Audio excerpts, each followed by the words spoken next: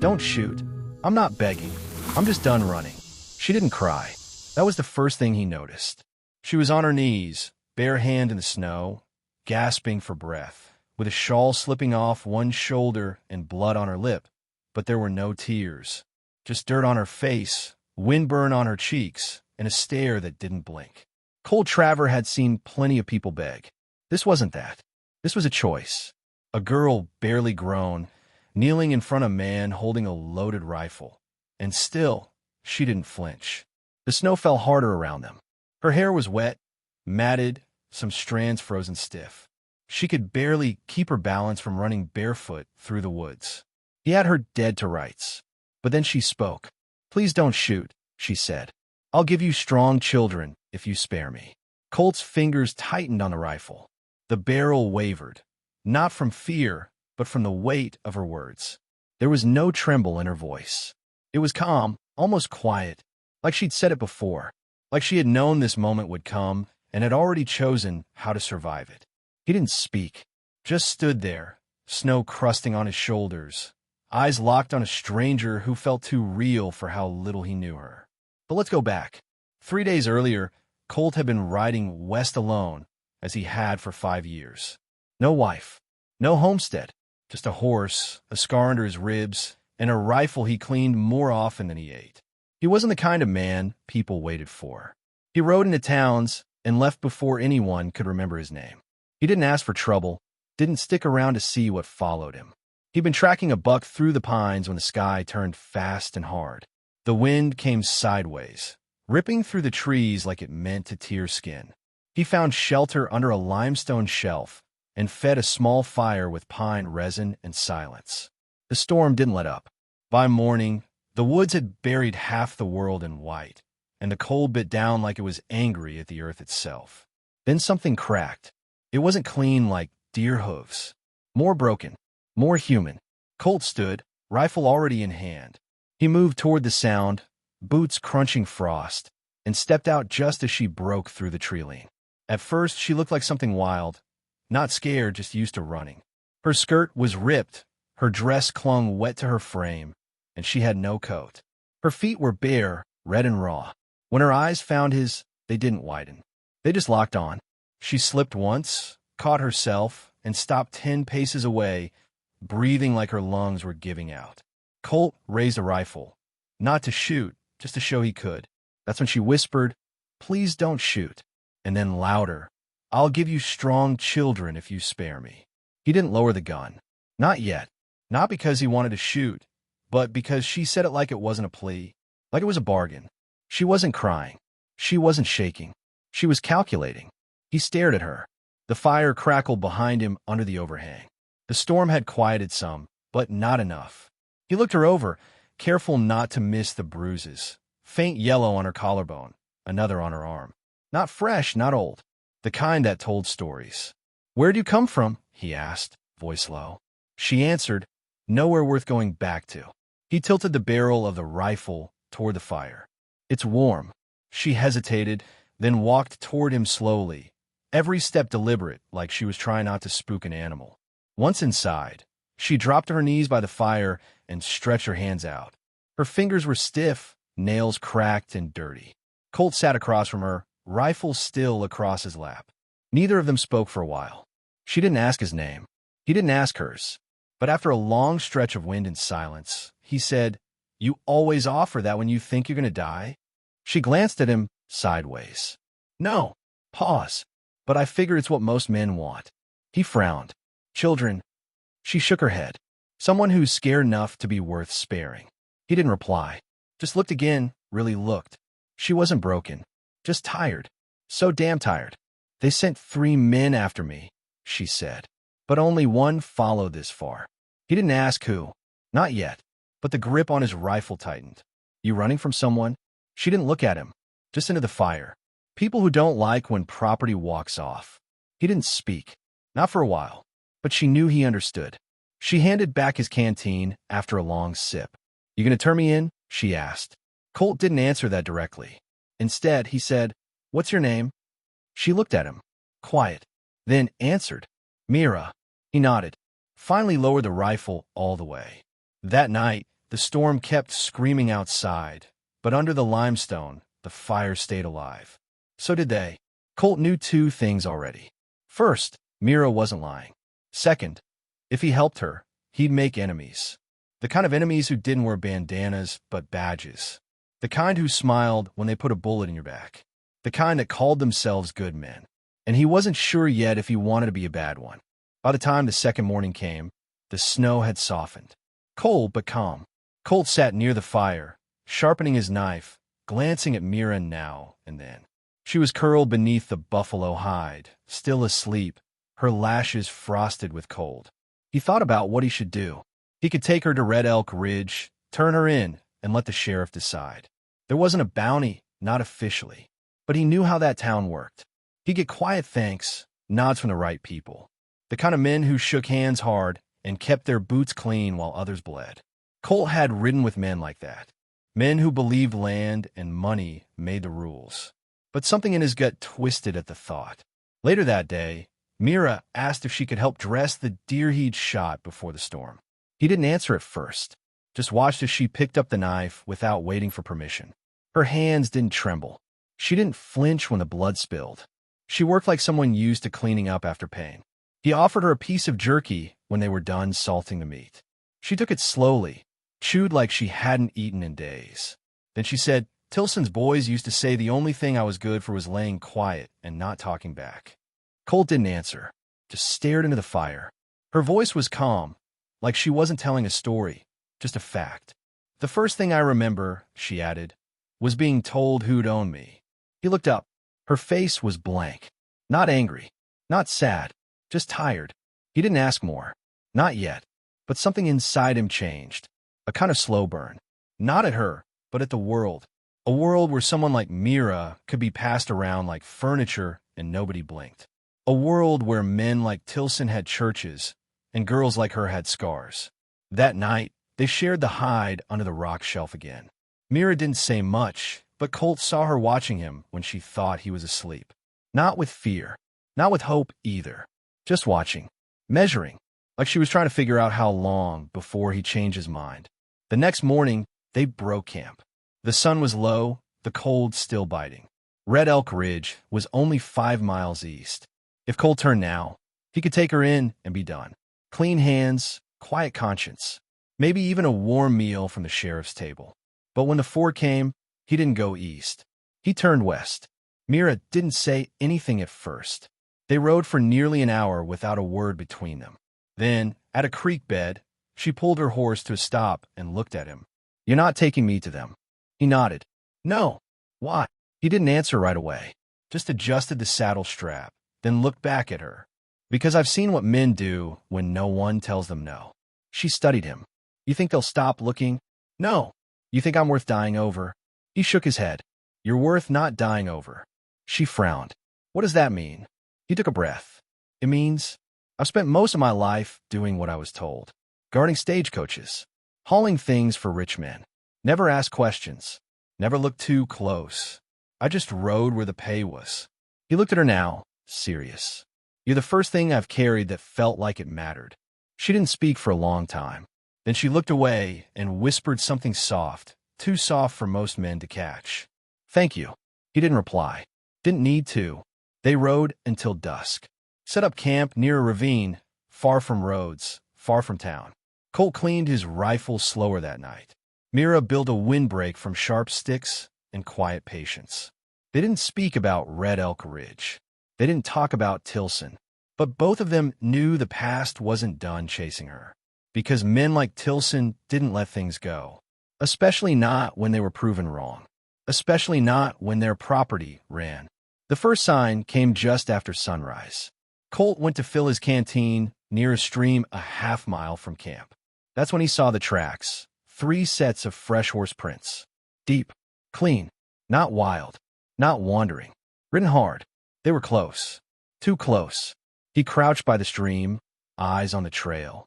The tracks looped north, like they'd turned after catching a scent. He knew who they were. Tilson's boys. The kind of men who laughed when they hurt you. One of them used to hum a little tune before pulling the trigger. Colt remembered that tune like a bad dream.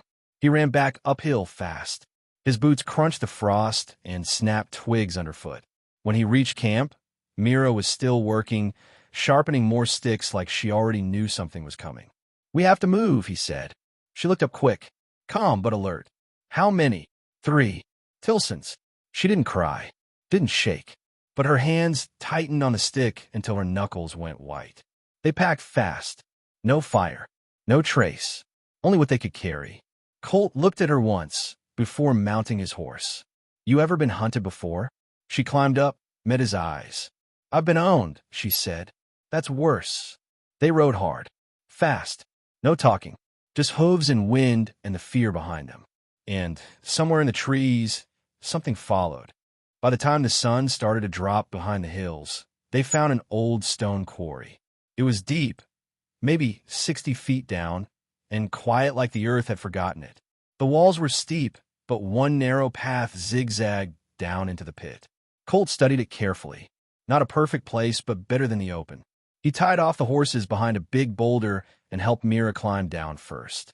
The floor was rocky, but safe from the wind. One side of the quarry had an old cave held up by broken wooden beams. It wasn't much, but it gave them cover. "We'll stay here," he said. "If they're tracking us, they'll think twice before dropping in." Mira nodded. She didn't ask questions, just knelt and started building a small windbreak again. No fire this time, no light to give them away. "What if they don't hesitate?" she asked softly. Colt loaded his rifle with slow hands.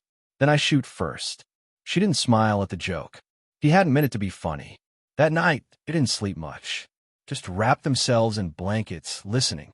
The stone walls made every sound echo. A cough, a footstep, even the wind sliding through cracks. Colt sat with his rifle across his knees, eyes wide in the dark. And then it came. A sound, low and slow. A whistle. The same tune Colt remembered from Kansas City. The one Tilson's man used to hum before drawing blood.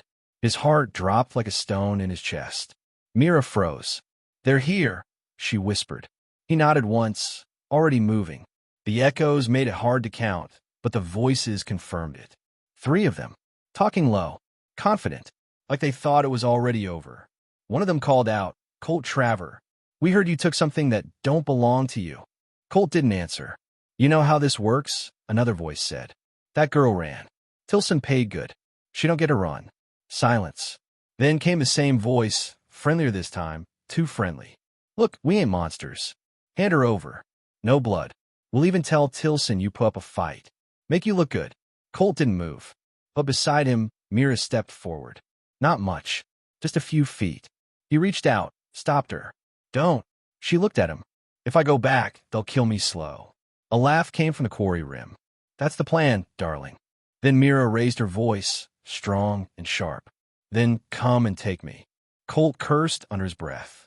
"They're trying to pull us out into the open," he hissed. "Back up." But she didn't move. The first shot rang out.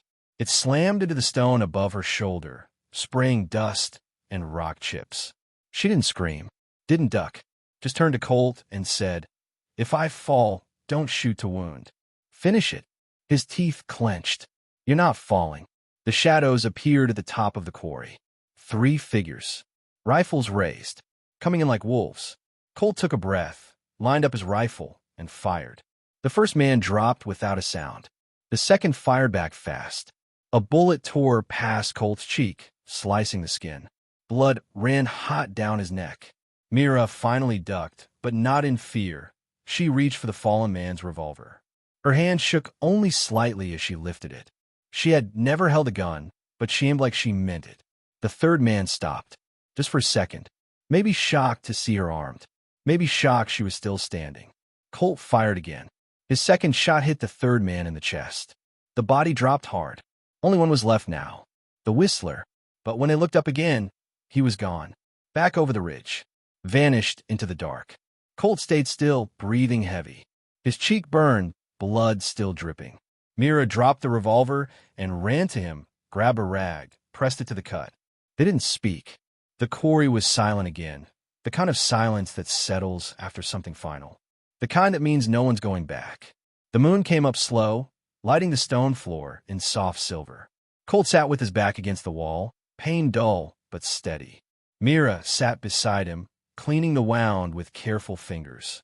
She didn't cry, didn't panic, just worked like someone who'd learned long ago how to fix what could be fixed. You could have run, Colt said finally. She looked at him, eyes steady. I did. For years. He nodded slowly, then added, that night I saw you in the snow, when you said that about children. Did you think I might shoot you? I hoped you would, she said. That stopped him. She took a breath. Because if you shot me, it would have been quick. Clean. Better than what I ran from. Her voice didn't shake. She wasn't looking for pity. She was just tired of hiding the truth. I was passed around since I was 12. Men like Tilson, they don't see girls. They see things. Things to use. Things to sell. Children, silence, service. That's all they want. Colt clenched his jaw. His voice came low. I was raised on a ranch. My ma would have tanned my hide if I ever looked at a living thing like it owed me something just 'cause I fed it. Mira gave a soft laugh. Not happy, just surprised. She sounds like someone I'd have liked. She'd have liked you too, Colt said. You speak plain. Mira leaned back against the stone wall, looked up at the sky. You really would have taken me to the sheriff that day, she said. If I hadn't spoken first. He didn't answer. She smiled a little, dry and sad. That offer, the one about children, it wasn't real. I just thought maybe it would make me useful enough to live. Colt looked at her then. You were worth sparing, because you're you, not because of what you could give someone. She held his gaze. Her voice dropped low. You're the first man who ever said something like that, without expecting something back. He shrugged. I'm not a good man. No, she said, but you're a decent one. Mira didn't move for a long time. She just sat there beside him, her back against the wall, hands folded, eyes on the sky. It was the first quiet that didn't feel dangerous. The kind of quiet that comes after surviving something awful. Not peace, just a pause. A moment to breathe. She turned her head slightly. Do you believe in second lives? Colt looked over. What do you mean? Not after death. Just the same body, same world. But new name. A life where you're not what they called you before. He didn't answer right away. He looked up at the stars instead, blinking through the pain. The blood had dried along his cheek now. It itched, but he didn't touch it. I think that's the only thing worth believing in, he finally said. Mira smiled just a little.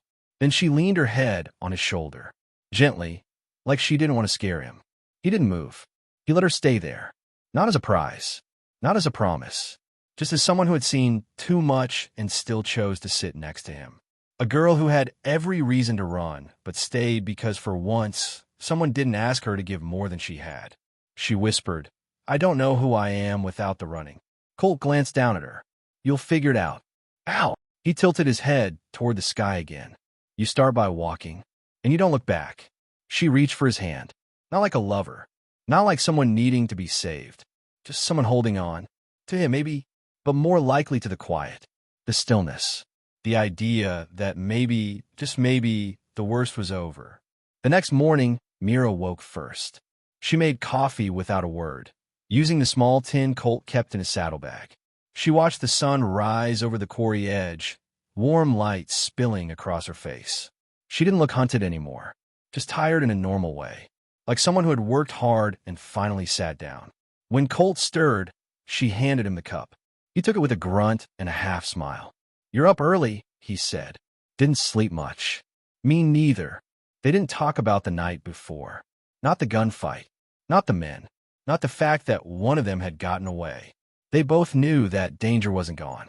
It had just stepped back for a while. After packing, they rode west again. Not because it was safe, but because it was the only direction that didn't feel like going back. They rode past creeks and brush, through dry woods and broken hills. The snow was melting now. Spring would come soon. Colt knew a place. Far west, near the old edge of Comanche land, there was a stretch of ground soft with grass and quiet with trees. No town, no law, just space. The kind of place where people went to be forgotten or to remember who they used to be. That's where they headed. They reached it a week later. It wasn't much, a narrow stream, a patch of trees, soft earth, and enough sky to make a man feel small. Colt looked around and nodded once. This'll do. They built the cabin by hand. Mira helped lay the logs. She shaped clay into cups, fired them in the hot coals. Colt planted beans and swore when frost hit them too soon. They argued about how to salt meat. They laughed when the roof leaked during the first rain. They fixed it with tar and prayer. Some nights they didn't speak at all, just sat beside the fire and let it crackle. Colt never touched her without asking. Mira never asked permission to speak her mind. And somehow, in those two quiet rules, they built something real, stronger than paper, stronger than church words. There were no rings, no vows, no preacher to bless it. But Mira buried her old name behind the cabin, and Colt never once called her anything but Mira. A year passed, then another. They didn't have children. It didn't seem to matter. Instead, Mira taught two orphan girls from a passing wagon how to weave cord strong enough to pull a calf out of the mud. Colt built a bridge across the creek, just wide enough for wagons, so no one had to drown a mule trying to cross. Their names weren't known. Their story wasn't told in town halls. But something changed in them both. The quiet stopped sounding like fear. It started sounding like freedom. One morning, Colt was out by the fence line, fixing a post the wind had knocked down. He heard hooves behind him, turned slowly. Just one rider, young, dusty, polite, said he was heading east, looking for work. Colt offered water. Mira brought bread and a narrow eye. Before the boy left, he looked around. "This your place?" he asked. Colt nodded. The boy tipped his hat, smiling. Lucky man.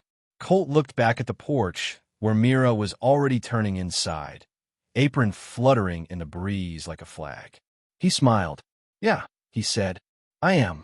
It was late spring when Colt noticed the birds nesting again in the trees near the cabin.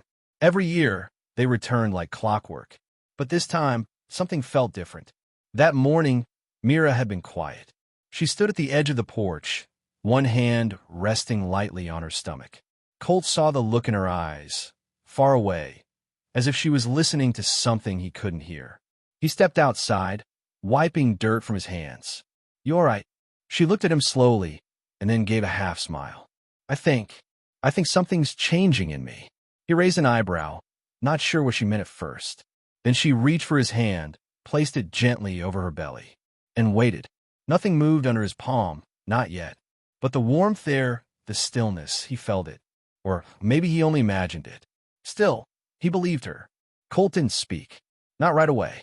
His chest felt tight. Not from fear, but from something bigger. He'd never had a family. Not really. Not one that stayed. He looked into her eyes. "You're sure?" She nodded. And for a long moment, they just stood like that. No wild joy. No loud shouting. Just the quiet understanding between two people who had lived through too much to take anything for granted. That night, he sat beside the fire, staring into the flames.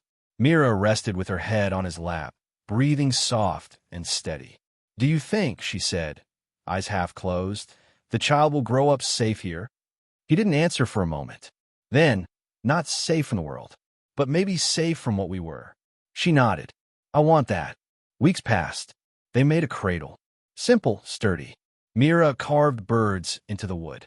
She said it would help the baby sleep. Colt made extra repairs to the roof, sealed the windows, res-tacked the firewood twice.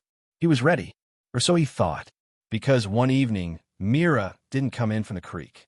Colt found her kneeling by the water, pale, one hand gripping her side. Her face was tight with pain. "It's early," she whispered. "Too early." He carried her back, heart hammering like thunder. He laid her on the bed and tried to calm her, but the pain only grew. She bled. "Too much. I'm scared," she whispered, gripping his hand. "I'm right here," he said, brushing the hair from her forehead. "You stay with me, Mira. You hear me? Stay." But she didn't respond. Her eyes fluttered. She was fading fast. Colt had seen death before. But this was different. This was something that clawed at his chest, that made his throat close and his vision blur. He pressed his forehead to hers. "Please," he whispered, the same way she had once whispered to him in the snow. "Please don't leave." She blinked slowly, and then, like a miracle, she breathed deeper. The bleeding stopped. The pain eased. Not all at once, but enough to give hope. Enough to keep her alive through the night. At sunrise, Colt was still sitting beside her, holding her hand like it was the only thing keeping the world together. She opened her eyes. weak but alive. I'm sorry, she said softly. He shook his head. No, don't. I couldn't save the baby. He said nothing. She turned her face away, and tears slipped down her cheeks. I wanted them to be strong. Like I said that day. I thought maybe it would fix me, make me whole. Colt leaned down and kissed her forehead gently. You were already whole. They would have been lucky to be yours. For days, the house was quiet. No music, no laughter, just healing. The cradle sat by the wall, empty. Colt didn't move it. Neither did Mira. Then one afternoon, she stood and walked outside. Slowly, step by step. She sat on the porch, watched the trees sway. Colt joined her. They didn't speak. Just sat there as the wind moved through the grass and the birds flew low across the creek. I think I'll teach again, she said finally. He looked at her. She gave a small smile. Those 2 girls that came through, they weren't the only ones. Others will come. Orphans. Lost ones. If I can't be a mother the way I thought, maybe I can be something else. Colt reached over and held her hand. She squeezed his back. That evening, she opened the cabin door and placed the empty cradle outside under the tree. She didn't burn it. She didn't bury it. She just left it there, like a marker, a quiet place for grief and memory. And then, she lit a candle in the window, not for mourning, for welcome. People began to find them, not in large numbers, not all at once, but slowly, quietly, like seeds carried on the wind. A broken cart, a fevered child, a woman with bruises and nowhere to go. Word had traveled somehow, about a cabin deep in the hills where the fire never died, where the door was never locked. Colt didn't ask questions when they arrived.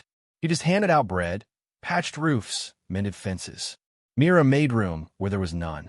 She boiled herbs, washed wounds, listened more than she spoke. One day a boy came, barely 10, covered in dust. Wouldn't say a word.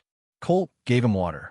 Mira sat beside him on the porch for hours, saying nothing, just peeling apples and dropping slices into his hand. By sunset, he whispered, "My name's Caleb," and just like that, he became theirs. No papers, no ceremony, just a place at the table and his own blanket by the fire. Colt built a second room onto the cabin, then a third. Mira turned part of the garden into a schoolyard. She drew letters in the dirt with a stick and taught the children to read by lamplight.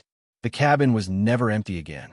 Sometimes, when Colt sat by the creek in the evenings, he'd watch them. Caleb chasing frogs, a little girl learning to braid Mira's hair, others laughing as they drew chalk figures on flat rocks.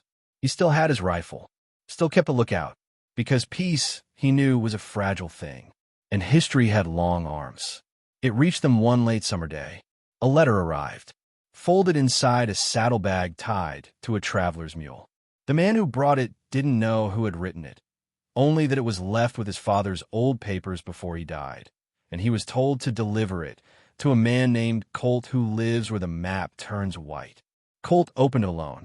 The handwriting was rough. The ink faded, but he recognized the name at the bottom. Jareth Tilson. The letter was short, measured. No threats, no anger. It said, "I don't know if you lived, but if you did, I imagine you're far from men like me now. I won't come for her. I gave up the chase. Some things, even men like me can't outrun. I lost more than I took. Let her go, if you haven't already. If you have, I hope she's free in the way I never let her be." Colt stared at the letter for a long time. Then he burned it. He didn't tell Mira right away. Not because he didn't trust her, but because he didn't want that name inside her peace. Not anymore. Not now. But she knew something had shifted. That night, while they sat on the porch and listened to the crickets hum, she looked at him. Was it someone from before? He nodded. She reached over, took his hand. "You don't have to carry it alone." He squeezed her fingers gently. "It's not mine to carry anymore."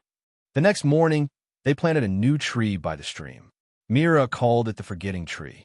Not to erase the past, but to mark the place where it stopped owning them. Seasons passed. Caleb grew tall, strong.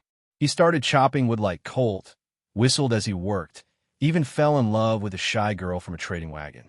Mira braided her hair with little feathers, said it brought protection. One night, Colt sat by the fire and looked around the room. Mira was sewing. Caleb was carving something for the younger children. The girl, her name was Ada, was painting the cradle that still sat by the wall. It had never been used for a baby, but had held dreams, and now it held hope. Colt leaned back in his chair, rubbed his hand across the scar that still sat just under his collarbone. He remembered blood. He remembered snow. He remembered a girl in a sack, begging for mercy. And now she was humming. Not because she forgot, but because she had survived. That winter came harder than the others. The snow started early, and the wind howled louder through the hills. Food grew tighter. The creek froze, then cracked, then froze again. But inside the cabin, warmth held steady. Firelight, children's laughter, the smell of stew. These are the things that kept people alive. Mira had begun teaching not just letters now, but stories. Real ones. Her own. She didn't hide her scars anymore. She didn't flinch when names were mentioned. One afternoon, as the children sat cross-legged in a circle, she told them, there was once a girl who thought giving herself away would keep her alive. But one day, she stopped begging, and someone, just one man, chose not to take. The children looked up at her, wide-eyed. What happened to the girl?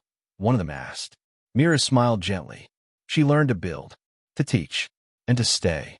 Outside the cabin, Colt had heard every word through the open window. He didn't walk in. He didn't need to. That night, he reached for her hand in bed. I don't say it enough, he murmured. She turned toward him. Say what?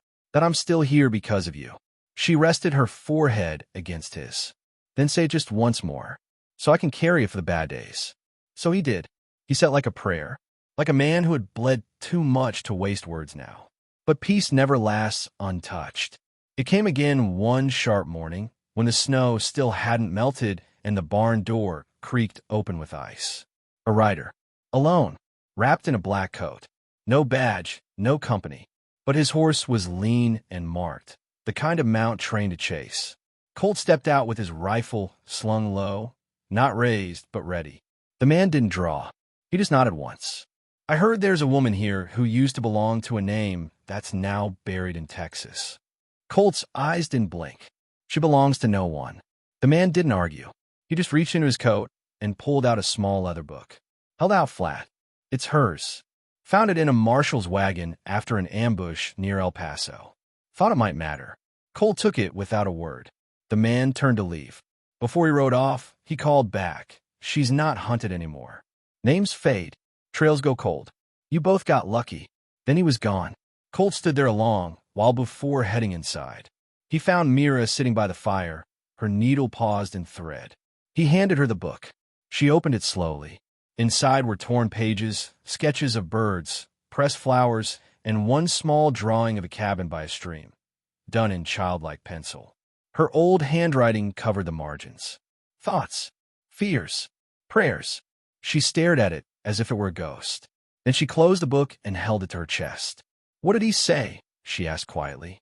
Colt replied. He said names fade. She nodded, tears silently sliding down her cheeks. That night, after the others had gone to sleep, Mira stepped outside into the snow.